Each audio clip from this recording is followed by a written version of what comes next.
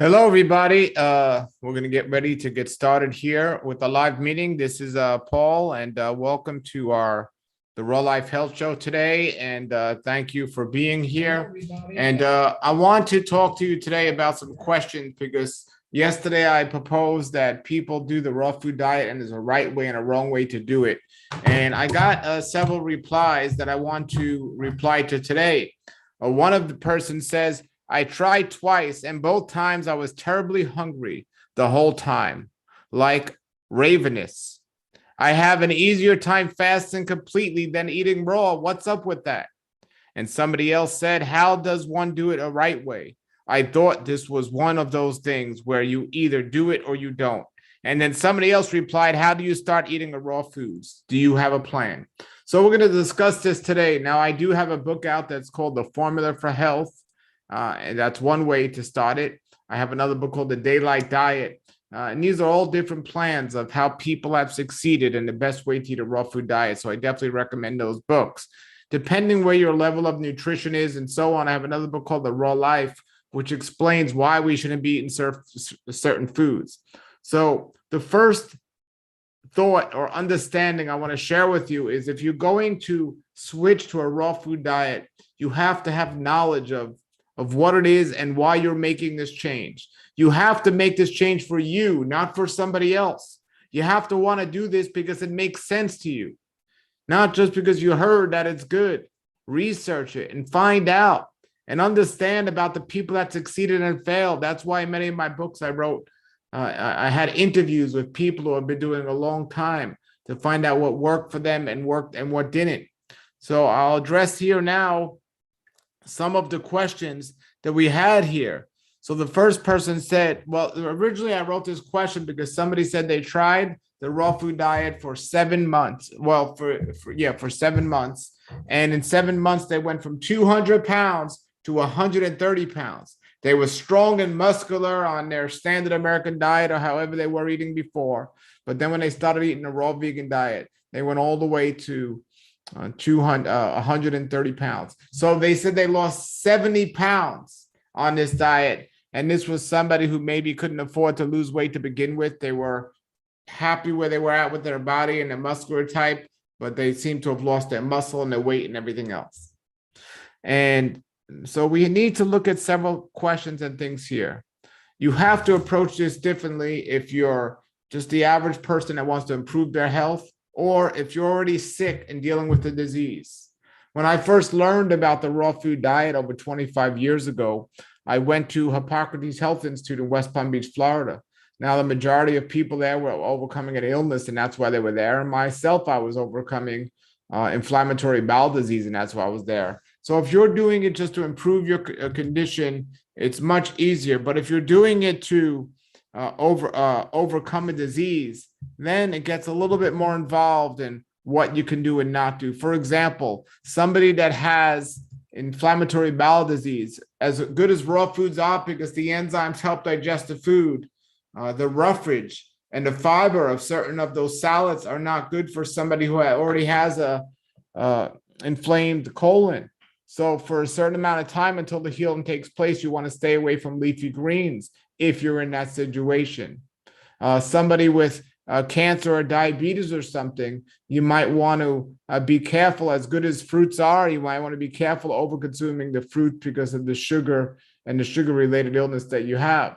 So if you already have a pre-existing condition, switching to raw foods is still excellent, but you need to have a more accurate plan for your condition at that time. Not saying you can't go back to one day eating raw foods, leafy greens or fruit or something like that. Now, if you're just the average person out there that's looking to just better your life and do better, and you switch to a raw food diet, you have to think some things.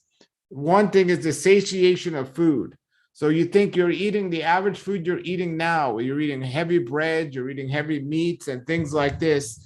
And when you eliminate those and you stop and you eat a raw food diet, you're going to notice right away that heaviness feeling after you eat. You're just not going to be satisfied as first. What you've done is you've created a habit of satiating yourself so much where you have this full feeling at the table and you can, oh, I'm so full. The last thing you could do is go running or exercising, or you're too full to even go for a walk. Literally, many people are falling asleep after eating a standard American meal that has bread and meat in it. And you might be on the other spectrum of that. You might be eating some empty calories, something like a candy or something else that's filled with sugar or stimulation. You feel so great, but then you come down from a low and you're having these highs and lows and everything else.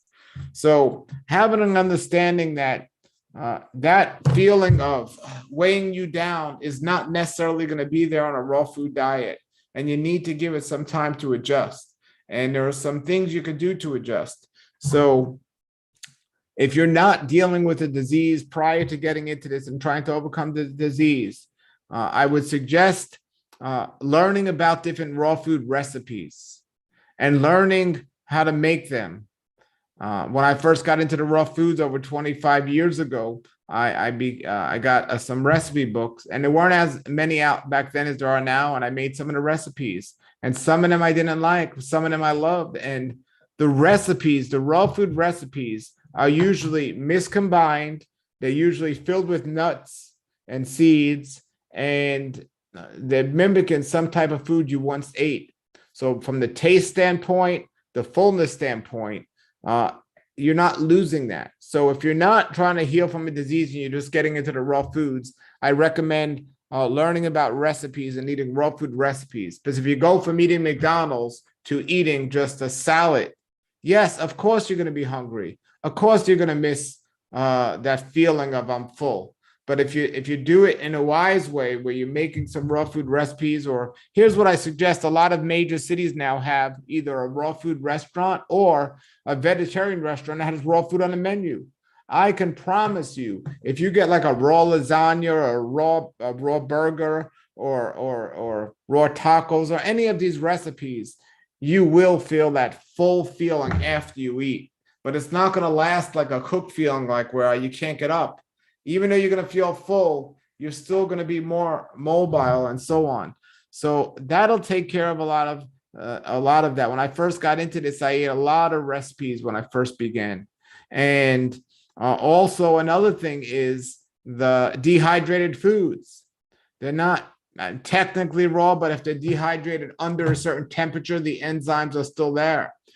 These recipes with these dehydrated foods mimic the feeling and the taste of cooked foods. So during that transition, this can be very helpful. What I have found is in the first couple of years on a raw food diet, recipes and dehydrated food help people make that transition. Now, again, I'm talking about people that don't have a pre-existing disease or something, because in those situations, we want to do the best. We want to right away get into it. I'm talking about people that are just trying to make that change. So more recipes and some dehydrated food. And then what I find is after doing that for a couple of years, your body kind of forgets about the flavor, the taste, and the heavy feeling of the cooked foods. And then you're able to make a clearer transition to more fresh, ripe, organic, whole, fresh foods. So that's one good suggestion I would have. Now, another big suggestion is to understand is your cells need nutrients. Your body needs certain nutrients to thrive. And when you're eating the standard American diet, you're just not getting them.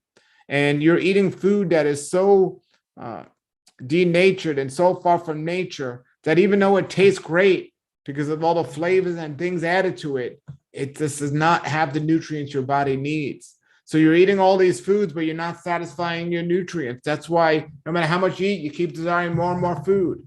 So what I recommend is if you're doing a raw food diet or planning on doing it, is get a blood test. Get a blood test and see where you're starting at. Check your numbers out. So let's say I decide, you know what, I hear all about this raw food diet. I'm going to give it a try. I'm going to learn to make some recipes. I want to give it a try. I want to eat better. I want to do better. But you're not feeling well on it. You don't have energy on it, and things just aren't seem to be working out. You're dropping muscle and so on. Well, so what are you going to do? So you get a blood test and see if you have any deficiencies, because deficiency and detoxification are very similar but in their symptoms, but they're not stimulating what's going on. If you have a detox, you need to fast and slow down because you're getting too much of something. But a deficiency is you're getting too little of something. And what I find is most people that are beginning a raw food diet, there's a reason why they want to change their diet. They're missing something. And if you took a blood test, you would reveal you're missing a certain nutrient or something, and you're deficient in something. And taking a supplement, and supplements are a short-term solution to a long-term problem. You take a supplement for those nutrients, to satisfy those nutrients. And then as you're making your transition to raw food diet, you make sure you're getting those nutrients in your food. Now, after you're on a raw food diet for a little while, maybe 3 to 6 months, take another blood test and make sure you're getting all you need. If not, take supplements until you can figure it out. Some people might say, well, why do I need to take supplements if a raw food diet has all we need? Because if you're eating a good variety of raw foods and you're getting a good amount of different raw foods in your diet, wonderful. But most people, or a lot of people, might sit there and just eat fruit and not eat vegetables. Or they might not include any sea vegetables in their diet. Or they might not be doing it in a way where they're getting foods with a wide variety of nutrients that they need, the essential amino acids that their body requires, and so on. And I also do recommend taking a vitamin B12 supplement. That's just, it can be found in vegan foods, but not abundantly. So you want to make sure you're taking that. And in general, you want to check your vitamin D3 and make sure that's okay. And check your cholesterol, because a lot of people think, well, I'm eating raw foods. Now it's a vegan diet. I can't have high cholesterol. That's what I once thought. But I was eating so many coconuts. I was like literally eating 5 to 8 coconuts a day and eating the coconut meat. Or I was eating durians. Coconuts and durians have a lot of fat in them. And my cholesterol was high, even though I was on a vegan diet. So these are things you want to watch out for. So a blood test can reveal these things to you. Now, a lot of people say it's time consuming to make all these recipes. It's too much work to eat a raw food diet. I assure you, after a short time of eating these recipes, after a short time of making this transition, your body is going to naturally just desire to have more fresh foods that are easy to prepare and do not take a lot of time. Even those recipes, though, once you start to learn how to make them, are much quicker than standing in front of a stove or waiting an hour for your meal to be ready. And don't even get into me about a microwave oven that is so quick and easy, because that is absolutely the worst food you can eat. So these are some tips and suggestions. Now, if you're getting into health in general, you want to make sure you're not eating too late before going to sleep. That's always important. I know a lot of people are so busy in the morning, they're not used to eating a good breakfast. So they might still have that philosophy when they get into a raw food diet or something. I think it's very important and helpful to have breakfast. I also think a green juice is very helpful every day. I find if you're juicing green vegetable juices, leafy greens in your juices, it satisfies your nutritional needs more, and you don't have that feeling that you're missing something or that feeling of weakness. You just have so much energy when you're juicing, depending what you're juicing. So as a plan to start out with too, and this is important to remember, this is really probably my number one tip today. Unless you're already dealing with a disease, and we'll discuss that in another video, you don't have to be 100% raw. That's extremely important for you to understand. So when you go into a raw food diet, there's so many vegan cooked foods that have that same satiated feeling as you get from eating standard American diet, but they're healthier. They have far less waste and chemicals to deal with. And having grains in your diet, sprouted quinoa or millet, or even some rice is going to give you a good feeling. I just recommend eating the raw food first. So don't think it's all or none. You need to go all raw or not raw at all.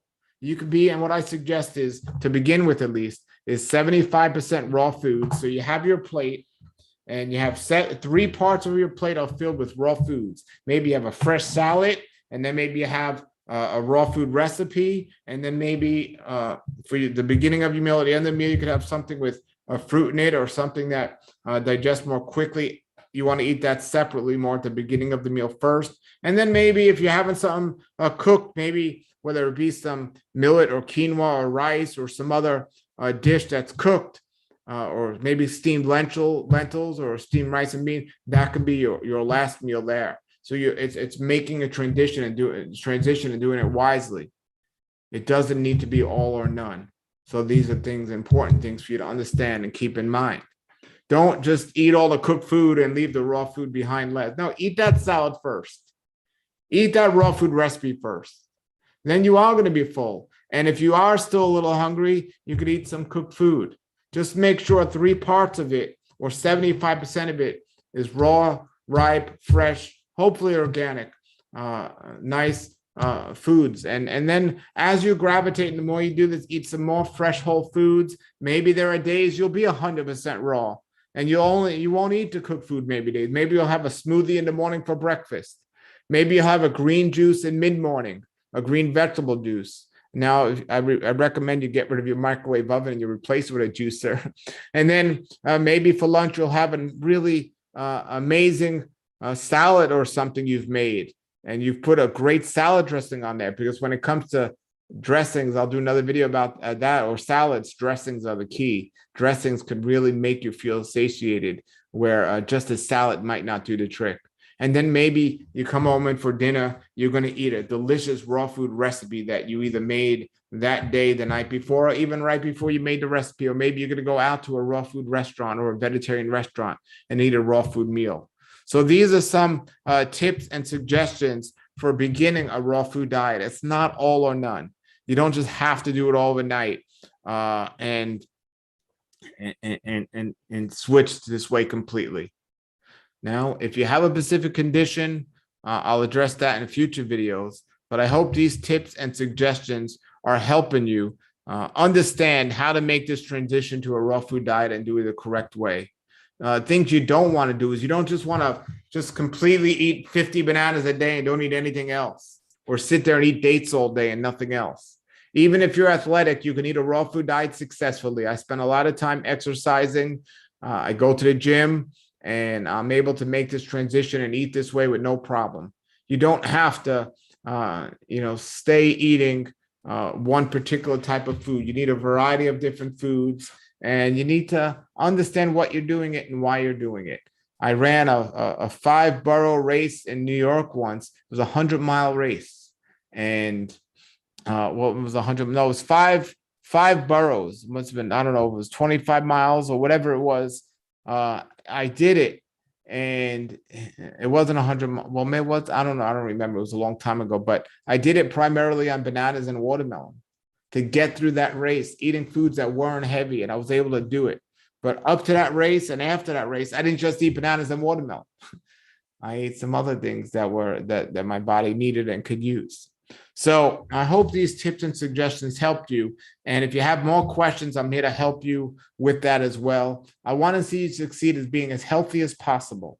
And 100% raw food diet might not be for you, but without a doubt, even doctors will confirm it, that adding more fresh fruits and vegetables to your diet are going to do nothing but help your situation. Now, the way you eat them, how you eat them, when you eat them, and how much you eat them, that's what I'm here to help you with. So put your comments and questions below, everybody. Have a blessed day and a great raw life.